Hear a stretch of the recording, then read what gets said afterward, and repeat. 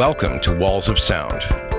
Your hosts, Brian Teasley and Ryan Murphy, have spent decades on both sides of the stage, from playing in bands and running venues to uncovering the stories and history behind those spaces. This is the podcast where music meets the places that shape it. And here, they'll explore the people, history, and culture of music venues, how they're built, how they're run, and how they've created the soundtracks of our lives. From legendary halls to underground hideaways, these walls hold the stories that make music come alive. So step inside, because every wall has a story to tell. Case study: Dylan Plays Electric, Newport Folk Festival, 1965.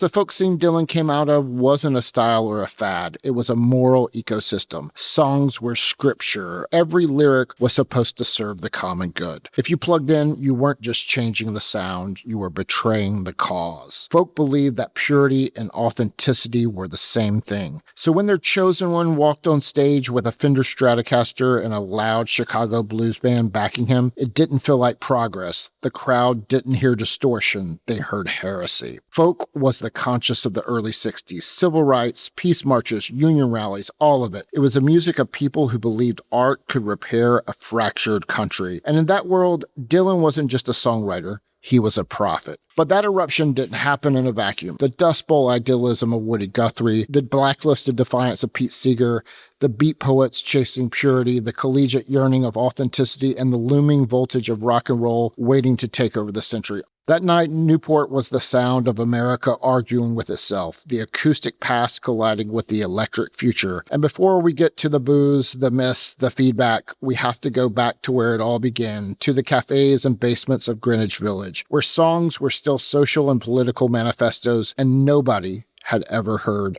of selling out.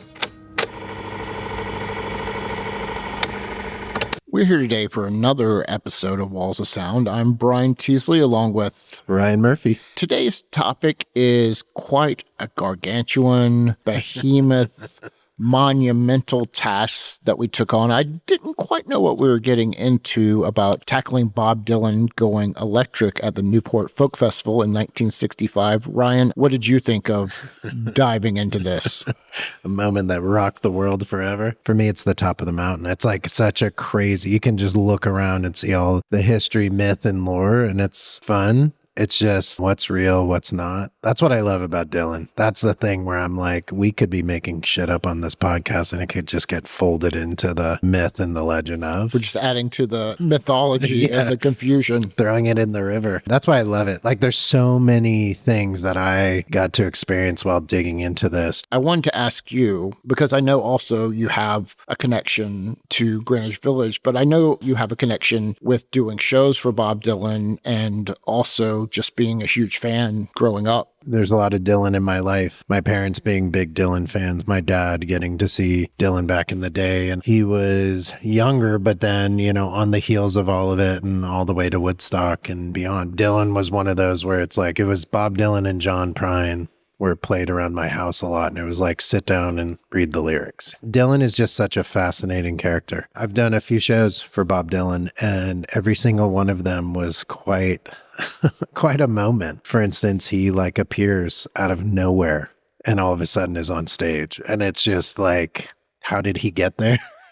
A good friend and someone who helped design the Orion Amphitheater that we're sitting in is Al Santos. My first experience with the Dylan show is Al coming in, walking through the dressing rooms and ripping air fresheners off the wall, walking room to room and being like, amateur hour. We did a couple shows and my wife, Lauren, was working hospitality in St. Augustine. And what she did the second time Bob Dylan returned was so impressive that Al actually asked her to join the tour. I was all about it. I was like, Lauren, you got to jump on the bus and tour with Bob Dylan. Are you kidding me? This is incredible. We were at that time, I think, a few months pregnant. I said, you know what though?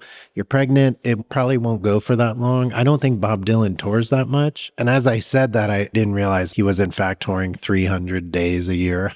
Wow. Something ridiculous, because he does tour relentlessly. The realization that Dylan is so interesting still to this day to me was watching that first Dylan show I did. And he came out and the crowd was like, shouting every song they could that they wanted to hear. He was playing whatever he wanted, however he wanted. And it was only at 3/4 of the way into a song where I realized this is Tangled Up in Blue, but he's just playing it so wildly different that no one recognizes it. It's in a different time signature or whatever. Completely. He does that stuff. He does that stuff because that's what he wants to do. What really I've noticed, especially at Saturn, my music venue, where everybody that works there is at least half my age. And sometimes with that generation, and even with the Beatles a little too, it's just this thing that they've heard way too much about, but really haven't dug in with. It's hard to make somebody understand how that night sonically split the 60s wide open. And if you think about it, it was July of 1965. So it's almost literally the midpoint of that decade. You've got to think of the times. And I think this is the part. I was trying to think of an analogy that what's something in our generation that would have been an analog for it. The closest thing I could come is if Kurt Cobain hadn't killed himself, they had made another record and it was a Backstreet Boys like dance pop record where they were all doing synchronized moves. But that doesn't even have a political component to it, because you think 60 to 63, you had Nixon versus Kennedy. Kennedy barely wins.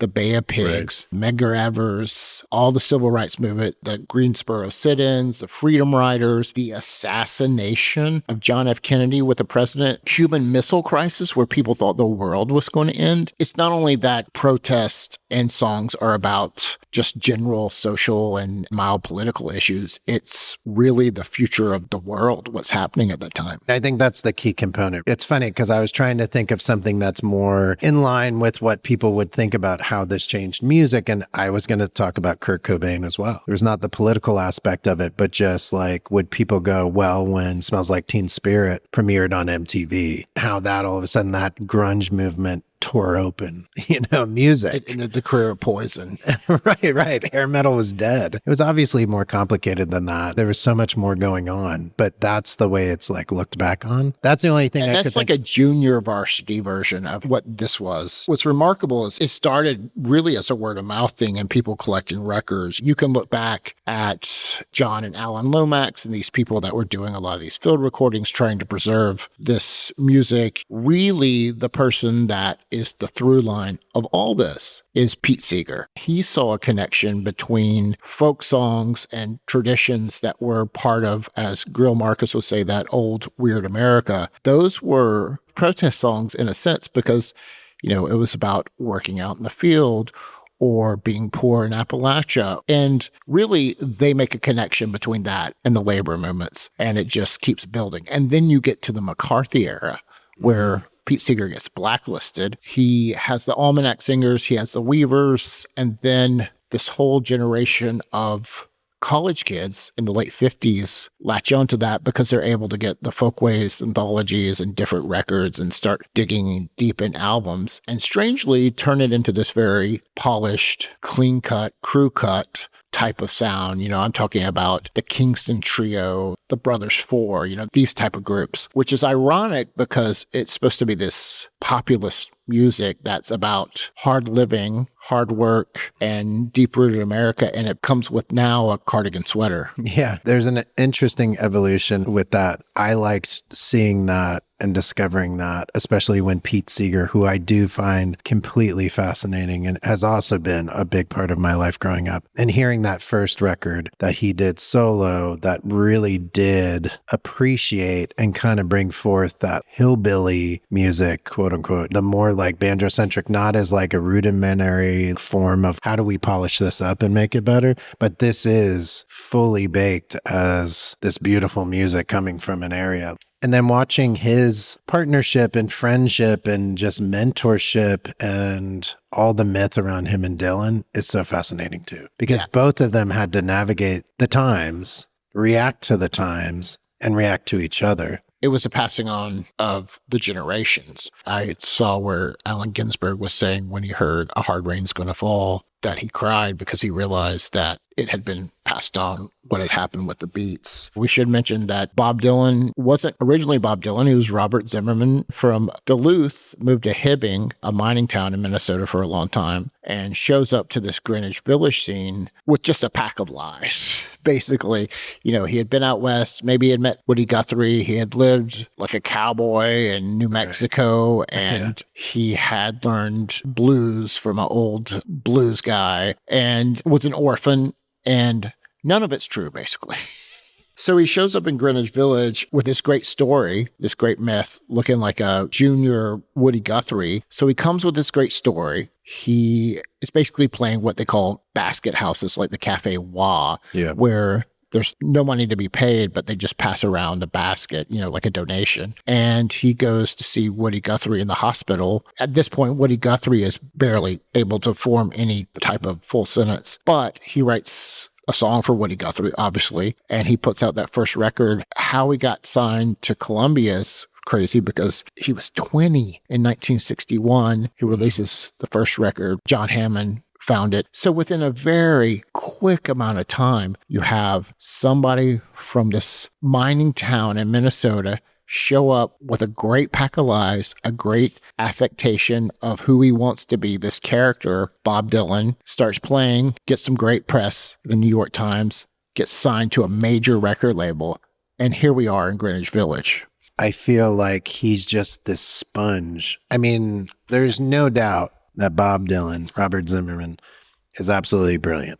But how he was being shaped and molded and influenced, he just starts reacting to everything. But I do feel the Woody Guthrie piece is such a huge piece of it as well. There's something that starts being channeled through him in a way that he's finding that path. Looking back on what he said about that first record, he said those were just the songs he decided to record for. I don't even think he has a great connection with that. The interesting thing, though, is he's bouncing around. He's staying on a lot of people's floors and reading their poetry books, sometimes stealing their records. And I'll say this, almost any artist that I've worked with or gotten to play with who is just uncompromising, successful, or critically acclaimed, whatever version of success you want to measure that on, is absolutely driven and a sponge. And at a time where, like, my Lord, there's so much to soak in. Not only someone who is brilliant in a lot of ways, but born at the right time in the right place, or put himself in that. He just was handed so many torches. There are no real protest songs on the first album. There's only 2 originals, but you get to 1962 with the Freewheeling Bob Dylan, and that is where it all changes. It starts to open up. He's dating Susie Rotolo at that point, whose father was a big part of the Communist Party in America and is very politically activated. Through her, getting a lot of deep knowledge of this sort of activism. And I think he really does feel it. I don't think he just used that as a platform. I think he really does. But when you look back at this whole controversy over him being a protest singer or not, he's probably got between the 2 albums, there's maybe 8 or 9 protest songs total that he ever did, topically protest songs. But I mean, I think the ones he did will be sung throughout history. And then I think everything that he did after that was in protest too. He started doing protests of his own in reaction to his own legacy. Right. What's so unique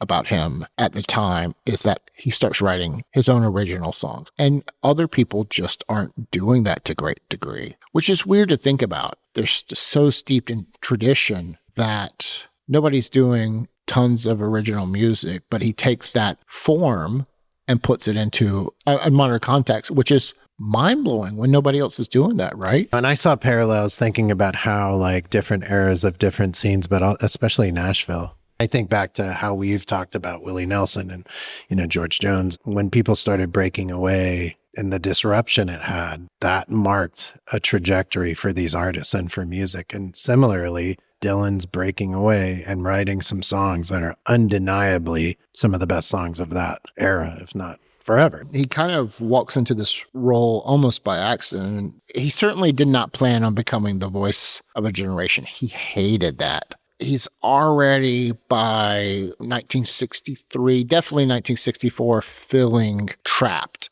in a box. 1964, another side of Bob Dylan. Really, the protest songs are gone at that point. I watched the Newport 64 festival, and when they introduce him at the end of it, it says something to the degree of, you all know him, he's yours, Bob Dylan. Yeah. And I think about, especially what we know about Bob Dylan now, and thinking him hearing, he's yours. It almost is like, was that the moment where he was like... He snapped. Yeah, absolutely. Absolutely.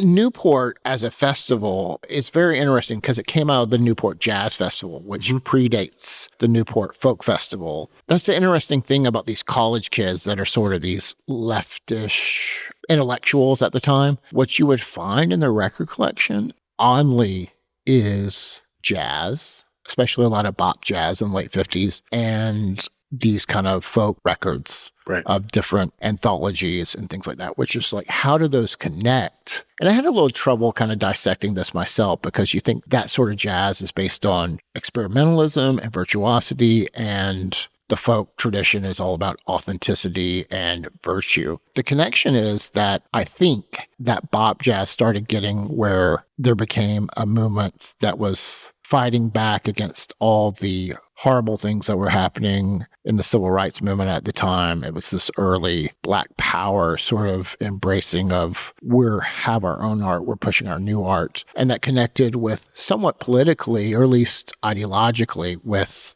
the folk protest movement. In more of recent history, seeing people who are more ideologically looking at that and finding that protest music with like a lot of hip hop artists. I was thinking recently how Bitter Southerner, the publication, they talk about how the folk music of today in the South is trap music. I think Alan Lomax would agree, Yeah. Like, I think when people are a little more taken aback by the connection. Strangely, Alan Lomax, the purist, the traditionalist, after the Chambers Brothers play on the Friday night at Newport 65, he says that finally there's our modern lingua franca of folk music, rock and roll with the Chamber Brothers. What's ironic is on the Saturday night, Paul Butterfield Blues Band with Mike Bloomfield, who plays with Bob Dylan on the electric set, he gives them a very, very dissing intro before they come out. Him and Albert Grossman getting a genuine fist fight. I know.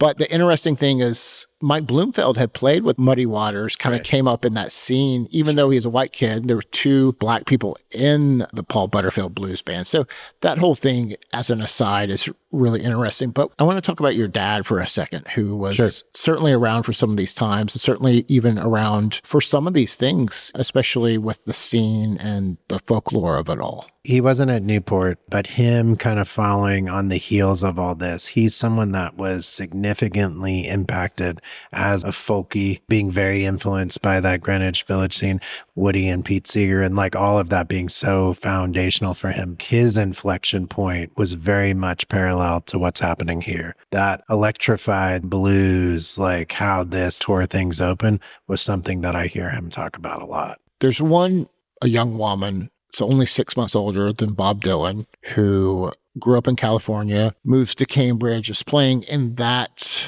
scene of Harbor Square, which is like another microcosm like Greenwich Village, gets discovered, becomes an absolute phenom at the Newport Folk Festivals, and meets Bob Dylan, takes a liking to him, thinks he's brilliant, starts having him play with her. And through that, Bob Dylan plays Newport 63. Of course, I'm talking about Joan Baez. And then he plays the March on Washington as well. And that really catapults him. Because at that point, Joan Baez is a much bigger star. Well, she's a megastar, yeah. Right. Yeah. They are intertwined in this, the queen and king of the folk festival world, the protest world. And really, when you look at it tangibly, Joan Baez is much more ingrained and dedicated to that than Bob Dylan. Bob Dylan is kind of stating his mind about what he feels about these situations.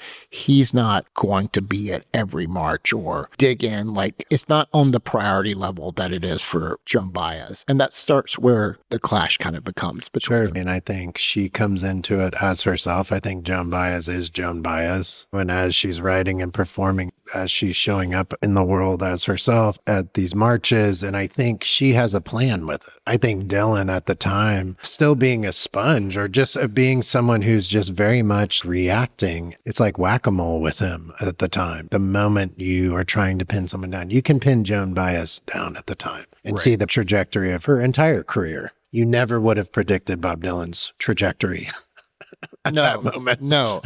And I often wonder, was he always a genius? Was he always driven? Or did he come with a great story, get some great press, get signed to a major label, and then he becomes the desired object and AirSat's boyfriend of the biggest female folk star of the time? There's no way to ever know. And in retrospect, it's hard not to say that he knew what he's doing all along. But I think he might say that he didn't. I think he might just say he was just living in the moment. I'm at peace with that answer because that's what makes him so fascinating. Because I think for all the amazing things that Dylan has done, there's a lot of swings and misses. We remember all him knocking it out of the park, but there's a lot of swings and misses in Bob Dylan's world. What's curious is that, and it goes again with successful people, they're amazing at springboarding off something great happens and they take it to the next step. I saw an interview with Joan Baez talking about how she didn't think she had this instinct to be motherly with anyone, but Bob Dylan made her somewhat motherly. And there's this moment in the footage of the 1963 Newport Folk Fest where she introduces him. He's trying to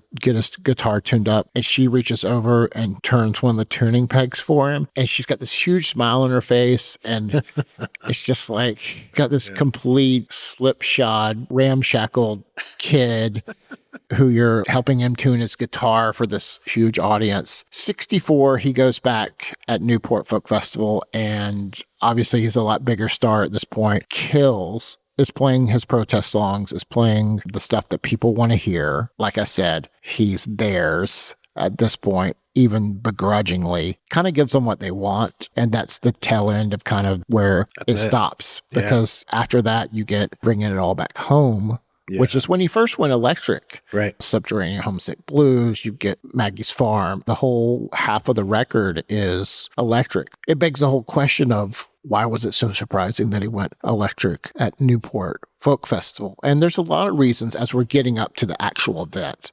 The scene that I always pictured is there's a bunch of young white folkies in the audience holding hands, kumbaya style, and Dylan rips into this. People's ears are bleeding and things are catching on fire. It's absolute pandemonium. There had never been anything electrified at the Newport Festival. But there had been just in the 2 days before. I know. This wasn't as shocking in the way that we had been told. But that's what's cool about the myth. That's what's fun about Bob Dylan. What's true, what's not. I have some theories that I'm going to throw out there. I'm sure I'm going to be wrong about some of these. But, the one thing that you mentioned is that there are possibly these folkies that already feel like the festival's gotten to be something that it's not. What a lot of people co-opted. Right. It's been co-opted. What a lot of people don't know is most of the performers at the festivals would do one daytime workshop, which is more showing their songs kind of more as a storyteller type of event. And then they play a show later that day or in the night. 65, he's got a huge hit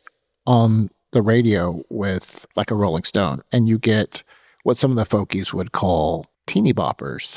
The people that are there to see him because he's a pop star. Yeah, pop is infiltrating the folk scene. Yeah. So when he does the Saturday, most of these I heard had 200 to 600 people during the day. There's about 15 to 20,000 people there total. And these daytime things just weren't as big. And he's got thousands there, and people are complaining because they're complaining that the banjo stage is making them so they can't hear Bob Dylan. And he shows up, he's wearing polka dot shirt, leather jacket. He doesn't look like the Bob Dylan they know anymore. He's this pop star. So there's a lot of people that are going into it with a predisposition against him. I think everyone was kind of coming into it ready to rip into Dylan. I mean, it's crazy how fast things change in this era. The cultural and political climate was insane, the way it moved. To think about how in 1964, Bob walking out on the stage with these incredible songs of protest being introduced as theirs. So here is this guy who's theirs. He is the zeitgeist. A year later, what's happened in a year is pop culture and music fans have infiltrated this thing that's precious to this folk community, something that they feel they have to protect. There's tons of parallels. The world we come from, different punk, underground. The moment you start seeing the bands you like getting a little more popular and the crowd sort of changes and you're like, what are you doing here?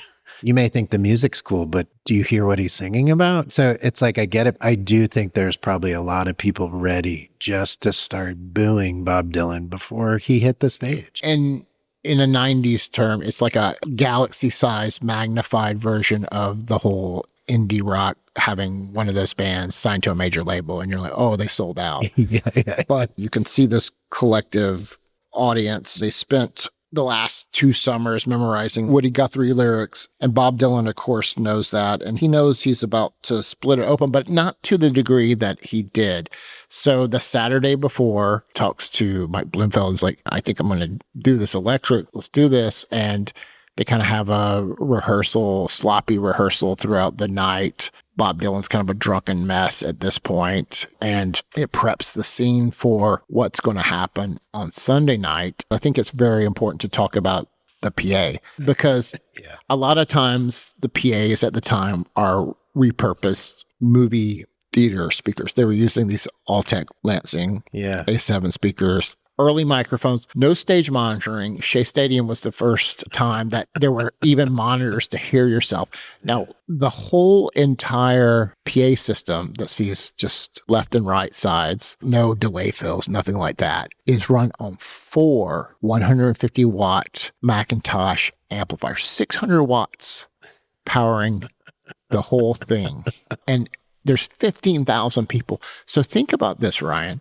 Think about, we're here at the Orion Amphitheater in Huntsville. It's 8,000 capacity. Think about having a PA on a stick and doing double the size of this amphitheater. It's insane. It is insane. You hear the recordings and it sounds great. Like they're ripping it. How it sounded to be there was probably quite a thing. And then the lore of Pete Seeger grabbing an axe and trying to cut the cables.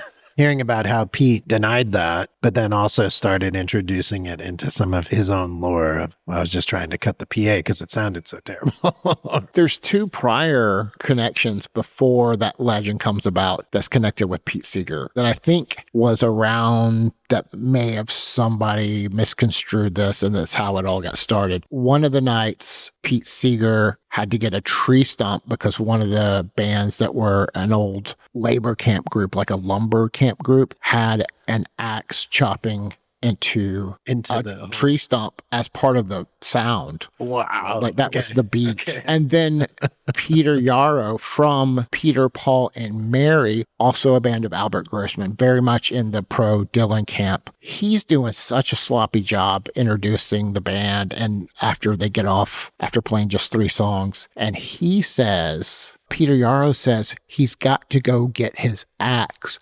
Meaning guitar. Like if you're a guitar dude, a lot of people call that their axe. You got to go get. Were they calling it an axe at the time? They were. He says he's got to go get his axe. You know, he's got to go get his axe, man. He's got to get an acoustic, and that's before Mr. Tambourine Man. And you're like, did somebody hear that? Oh, somebody's going to get an axe and stop this, or because there again, it's hard to understand when they're saying there's 15,000 people there. And the myth being that Pete Seeger's so overwhelmed and distraught that he's trying to stop Dylan from being electric with this huge axe back. I think he was more upset than angry. I know his wife was terribly upset.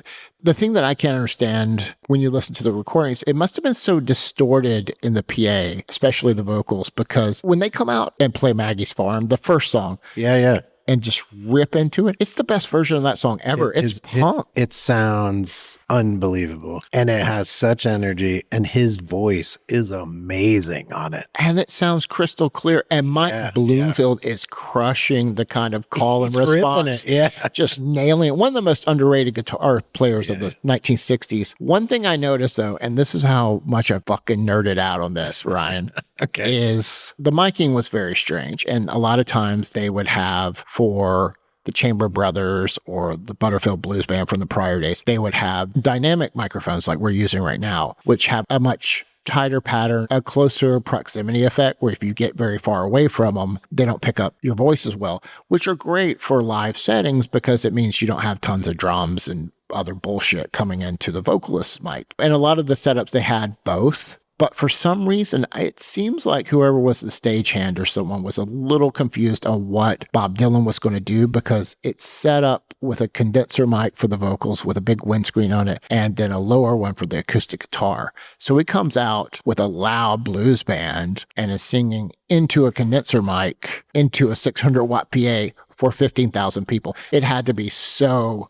fucking fried and distorted. And there must have been a pre and post EQ or something where the board tape sounds really good because it sounds great. It's not a great version of like a Rolling Stone, which they play second. And then they play Phantom Driver. It's really good, but between songs, it's a mess. It amazes me because I've done shows sometimes for 500 people that I feel like are 100 million times more prepared than Bob Dylan playing in front of 15,000 people. Just like, hey, I'm going to put together a pickup band the night before. I'm the biggest folk singer in the world. I'm going to change my sound, and PAs aren't at the technological point where you can present this way.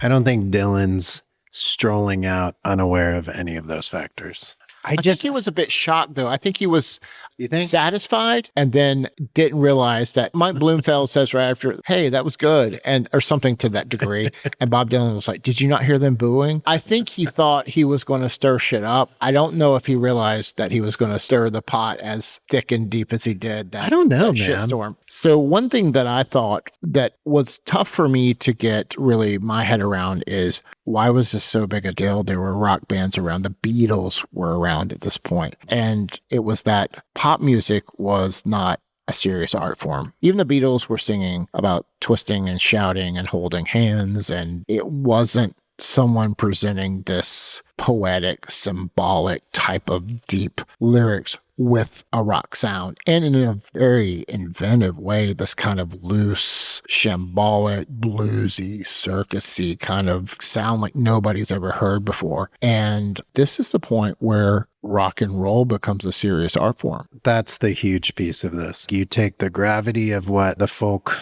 music scene was accomplishing lyrically with protest, and it's seen as this very heavy art form. And even though there was pop aspects of it, thanks to like Pete Seeger and Woody Guthrie and Dylan kind of taking this, and Joan Baez and that scene, and Dave Van Rock, and you're brooding over this, you know, and it does have a gravity where the pop and the rock and roll was for teeny boppers. Right. And then you have Dylan, who from day one was unabashedly loving Elvis Presley, loving so many forms of early rock and roll, the blues. So he all of a sudden takes all of it and clashes it together. You really see the beginning of rock as a serious art form. This moment at Newport is that crossroads of folk, of blues. Peter from the Fugs, I like his quote. He loved how Bob Dylan took hillbilly music and rock and like combine them. So you have all this. You have this festival that also had these genres, but Dylan kind of just ripped it open with everything all at once. That's why I think it feels like a big moment. We're talking so much about Bob Dylan, the performer, and he's obviously hugely captivating performer, but more than anything else, he was a poet. He was a writer. He was a songwriter, but he was also a poet that was constantly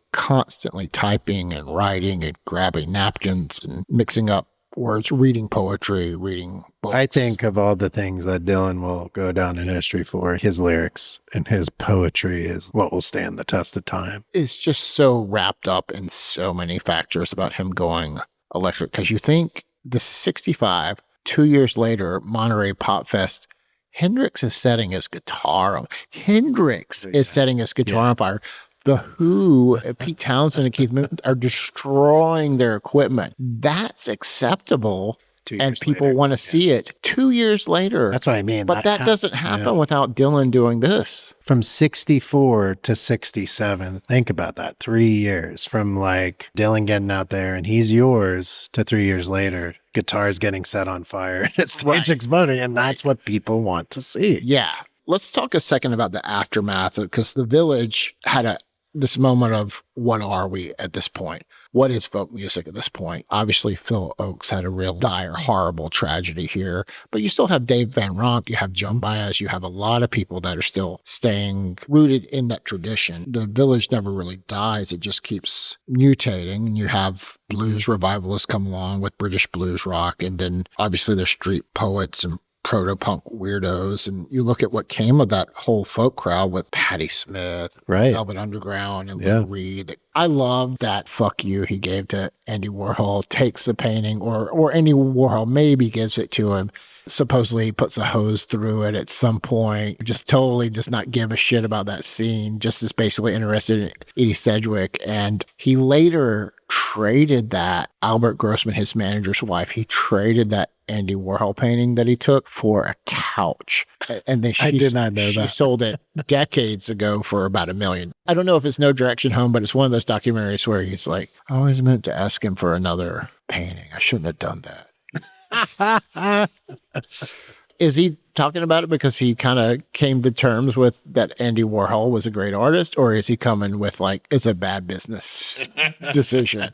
I think the hard thing that I've tried to figure out analogies for, how do you convey to someone that's Gen Z how crazy this was? When you just say, dude picked up an electric guitar and played a couple songs, then came back out and played acoustic. How do you convey that? Do you have any idea of how you could even make sense? And it seems like more than ever, we're ripe for a Bob Dylan in this Trump era. If you think of it through the Bob Dylan's lens, I don't think we can think about it in a way that we would understand or recognize. I don't know if you and I are the audience that owns it. Right. And that's so meaning I think like we have Gen at least Z. one displaced, like we're one step away from it, so we can at least contextualize it through other people. Correct. Like, it's almost like the time that they made TikTok go away from your phone. Oh, that's I gotta. But you also think about how people put out music, and I know people put out really quick on streaming. You think about not only the social statement that made, or the musical statement that it made. In 18 months, he does Bringing It All Back Home, Highway 61 Revisited, and Blonde on Blonde. 18-month period that encompasses the going electric as well. If things were condensed back then, like that does sound pretty amazing. I can't tell if we're in an overly condensed time now or we're at a standstill. It feels like a standstill, but I'm also 49 years old. Maybe I'm not seeing the things that I think are moving the needles for a 20-year-old. I think it's that, and I think there's just so much more noise in the system, because Everybody can create noise. I think there's as much great music out there as there ever has been, if not more, but there's so much more crap to filter through that people didn't used to have to filter through. Between 1960s and now, how much more music globally has been exposed. So you talk about Dylan as a sponge then. To be a sponge now, think about what all that means. The global consumption of the cultural influence. That's why I don't think I'd be able to recognize it. I can't think of another iconoclastic subversion there could be. The crazy thing is with this is also just looking on the second half of the 60s, what we don't get without this moment. Beatles hear Highway 61 Revisited, then you get Rubber Soul, but then you get that whole cosmic country scene. Like, I know you're a Graham Parsons fan, but with the Byrds, Right. and because the Byrds had a huge hit with Mr. Tambourine Man, and the closing of that chapter was Richie Havens at Woodstock. And then, but That makes sense, in the yeah. 70s, you get all these singer-songwriters, and how much this also, especially with the records he had post this period with John Wesley Harding and then Nashville Skyline, was how much he influenced country music. Yeah. It should be said, after all this happened, we're raving about this crazy flashpoint in history. But then in 1966, he may or may not, or has some kind of motorcycle accident There's so much weirdness about it. Like, he supposedly broke his neck, but he never went to a hospital. But anyway, he doesn't tour for 8 years after this. As much as that was condensed of a period of genius and just antagonism and all these things, it only could last so long because obviously he kind of broke down. Who knows if that motorcycle accident happened? If nothing else, it's a good part of the myth, but it's also a metaphor because it wasn't sustainable. It kind of took him out and it needed to happen. I remember hearing that when the Beatles, when he was on tour over there, and Paul McCartney was like playing those songs and he's like, oh, I guess you decided to not be cute anymore. And it must have been Revolver. I like that because it shows that I think he saw that what the Beatles were doing could attach to what he was trying to. He like helped build that bridge. Yeah, there's a bit of dogs sniffing each other's asses with that Beatles Dylan thing, but they came to love each other and respect each other artistically. Not to get on too much of a tangent here, but I just have to talk about that Don't Look Back Penny Baker documentary. The scene where this is after somebody's thrown glass out of the window and the hotel at Savoy is just going crazy and Dylan's causing a scene. And then Donovan's there. And supposedly, I think I'd heard that Dylan would kind of set some people up like this that were also up and coming, people that were kind of copycatting him or singer-songwriters. And Donovan, what a talent. Brilliant songs, brilliant records over time. But Donovan plays a song in this room full of Dylan's entourage. And it's great. And Bob Dylan's like, yeah, that's a good song, man. And then Dylan plays Baby Blue, and it's so much more confident. He's got this arrogant, wry smile that just broods like utter mastery and confidence. And Pennebaker, such a brilliant filmmaker that he knows what's happening in the moment because most of what he's filming during Donovan isn't Donovan playing. He's filming Dylan's face. Yeah. And he's filming Donovan's face while Bob Dylan is playing mostly. And it just stings like no other. And then you get that mixed with Joan Baez sitting in various corners of the room. She said that I had put him on all these shows with me, brought him out. He didn't ask me to sing one night with him when I came over to sing in the UK. He's just so over it at that point and just so numb to it. Yeah. The Eat the documentary that came out in 1966 after that has a lot of the crazy footage from those tours. Because, after this, Mike Bloomfield leaves and in walks Robbie Robertson of the Hawks, which then become the band. Yep. They go on those nightmare tours. Levon Helm quits twice. I know. Right? Yeah. And he takes them a U.S. tour, a European tour, another. And because of all the news stories about what happened in Newport and Forest Hills, where they just got lambasted by the audience. Yeah. A reporter is asking him a question about it, about being booed in all these places. He's like, we got booed at Forest Hills. He's like, only in Texas and Atlanta, Minneapolis did we not get booed. But Forest Hills, he's like, it must be nice. People must be rich if they're just showing up to boo. And then he says, I couldn't do that. It's like, dude, you're a millionaire at this point. You can go to every show in the world. He says, I couldn't do that if I were in their shoes. Oh, does he? Okay, okay, I missed that part. No, but I think even that's kind of a cheeky fuck you. Right. It is weird because I'll see somebody come pay even $20, $30, $40 for a show, and they've got their arms crossed their whole time, like, prove it to me, or they're heckling or not clapping. It's like, you paid a decent bit of money to see this thing. You made a decision to buy a ticket for this. The joke's kind of on you. That's what I love about Dylan. And that goes back to when I first saw him. I can tell the handful of people in the audience that are getting it and the other people that are like, we just came here to hear the hits. Yeah. I'm like, have you never seen him before? Because from what I've heard, like, this is what happens at a Dylan show. For him to be able to look out and to see a bunch of people cross-armed, I don't know if he looks into the crowd, but to see a bunch of people confused or pissed off, it's like, well, the joke's kind of on you. It's like this analogy where the audience wants to go to the movie and also write the script for what it's going to be. Yeah.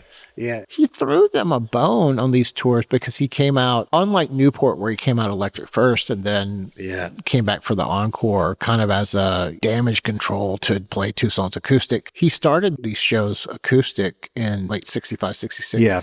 And then electric was the second half. But some people were just so primed to hate it. There was in Manchester where the guy yells Judas. Yeah. And he says, I don't believe you. you're a liar. Then he says, play it fucking loud. But that was numbing for that band because Dylan doesn't really rehearse. He just kind of starts a song, jump in, you just got to feel it. And then the whole time people are booing and saying crazy shit to you. And you're just having to, it's affecting Dylan in a certain way, but also he's getting off on it. And Totally. it's interesting to me how people got interviewed back then by these serious journalists, especially the UK journalists, when somebody asked him, this old fogey journalist guy is trying to take a picture. He's like, can you suck on your glasses? Like, meaning put the tip on the glasses. Like, I'm having a moment where I'm sucking on my glasses. And he's like, I'm fucking sucking on my glasses. Like, he hands them over there. He's like, you suck on these glasses.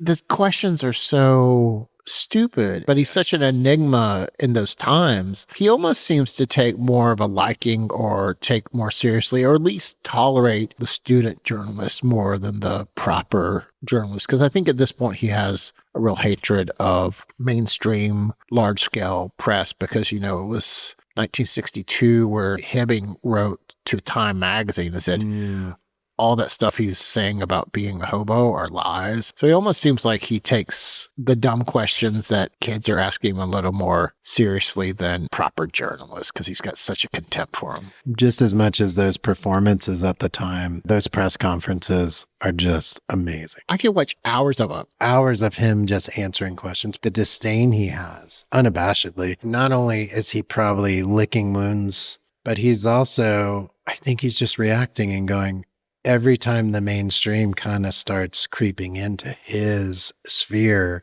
he's shifting. Man, if there was ever a post-apocalypse and I have to be in like a bomb shelter and I had to have only a limited amount of media, if I could have all the early 80s David Lee Roth interviews, all the 90s arguing that the Gallagher brothers did from Oasis, and all the 1960s Bob Dylan press conferences, I'd be set. Like, that's like the highest entertainment ever. You'd be crazy, but you'd be set. I think we have this duality going on where we have this very complicated cultural moment with a lot of complicating factors at that festival. Then when you look at the other side of it, it's a very simple thing. He's just playing the music he wants to play. He always loved rock and roll. Yeah. His first bands were rock and roll bands. He wanted to be Little Richard or Buddy Holly or... I like in that book, the one thing that's discussed, it's how much of the liner notes in Dylan's first record just says it right there, how much he loved and was influenced by rock. Most people, even at the time that were exposed to Dylan and such huge Dylan fans, that first record was not the one. That record went very under the radar. Even to learn that the Animals, being such a big part of that British invasion, I mean, House of the Rising Sun, their version, was his version from that first record. So it's like Dylan influencing the Animals to come influence with this British invasion. That was a really cool thing to learn. Which was Dave Van Ronk's version of a trad song from way back when that nobody really knows, going back before Sidney Bechet and Jelly Roll Morton, like going back. Nobody knows where that song comes from. It came from, yeah. I think the ultimate irony is that what he actually did is by rebelling against folk and the folk tradition, he kind of created a new folk music in that rock and roll being taken as a real art form kind of became America's modern folk music. Because it became like so American. I love that Alan Lomax after the Chamber Brothers jumping up on stage and being like, finally, we get to like showcase true American folk music. Rock. Was Dylan doing this intentionally? Was it all happening around him and he got to help steer it? Was he just caught in the whirlwind of it? His decisions are so critical and such inflection points for this that part of me wants to believe that that's how much of a mastermind he is. Right. And then the other part is just like, man, he's blowing in the wind over there. Like literally, just like whatever, man. And when I say he's made some big swings and big misses, even some of those feel like intentional in the way of I was swinging big so I could miss, so I could make a point. The early 80s when he started doing the very spiritual Christian records. That's an example of where he definitely did what he wanted to do because he wasn't even playing any old songs during that. Is he doing it to play something out? Is he doing it to be a provocateur? Is he doing it just because he genuinely was exploring that? He's either being Bob Dylan or he's making a point that he is Bob Dylan. Yeah, exactly.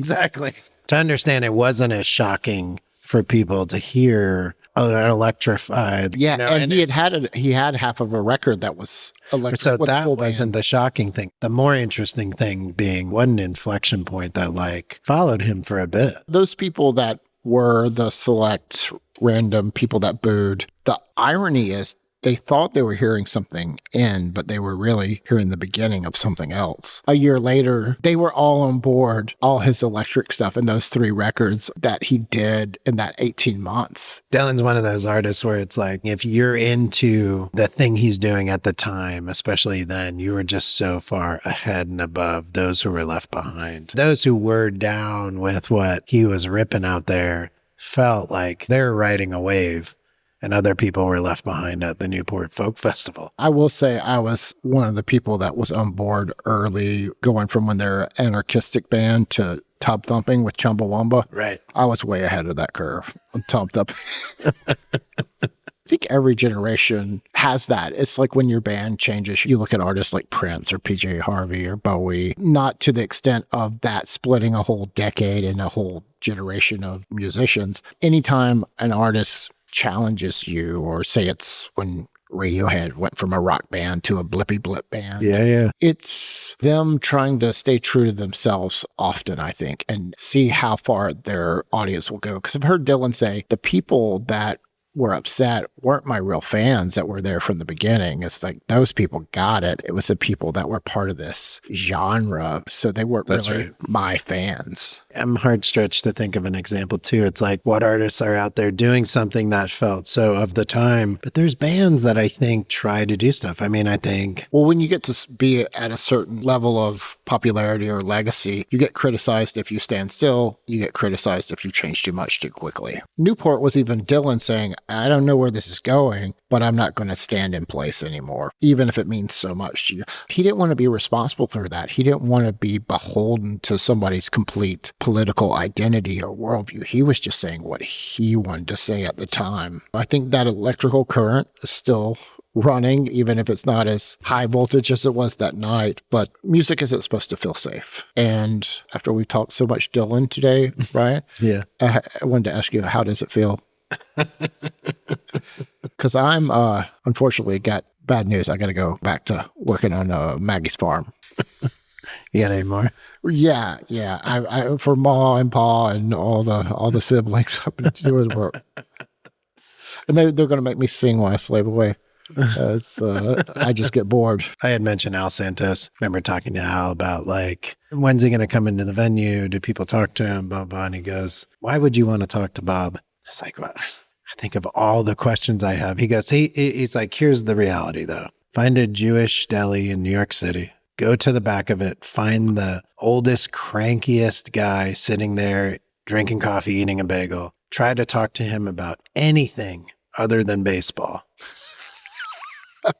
Right. And that's exactly what's going to happen. I never want that moment to happen. Really. Yeah. I just would rather prefer him to be the enigma that he is. He did appear and disappear in puffs of smoke on stage and then on the bus. Like, it's pretty phenomenal how he operates in the world. So I'm going to let it be that. Yeah. And I will say that there's a tremendous amount of respect we got to pay to the people that have dug deep in this. That Elijah Wald book, Dylan Goes Electric. I will say some of those books, I love his books. Some of the books written about Dylan, they come across to me like they've been written as if they want to try to impress Bob Dylan himself. I'm like, Bob Dylan's not going to read your book about Bob Dylan.